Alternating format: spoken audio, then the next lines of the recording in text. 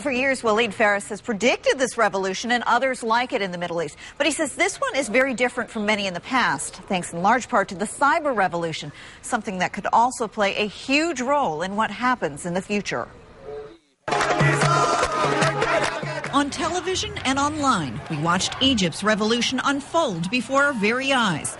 But most importantly, the people of Egypt experienced it. What may happen is that through internet, the democracy movement in Egypt may well spread throughout the region. Waleed Phares, Middle East expert and the author of The Common Revolution, The Struggle for Freedom in the Middle East, says the cyber revolution may make Egypt's transition very different from others in the Middle East. During the Iranian Islamic Revolution, number one and the most important thing, there was no internet.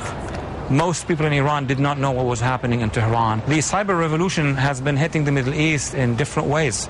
It is allowing youth who do not have access to media or to power to express themselves and to create political change. Ultimately, he says, that could affect who gains control, the youth movement that largely triggered the revolution, or Muslim extremists. There is no doubt about it that the Israelis are very concerned about this one possibility where the Muslim Brotherhood will seize power and therefore will cancel the Camp David agreement, and Israel will find itself again surrounded by hostile forces, Hezbollah from the north, Iran and Syria from the east, and a new Islamist Egypt from the south. Still, Phares says change could go in the direction of democracy, something he believes the U.S. should encourage. If we can connect with them, help them organize, they may have a new parliament that will be democratic.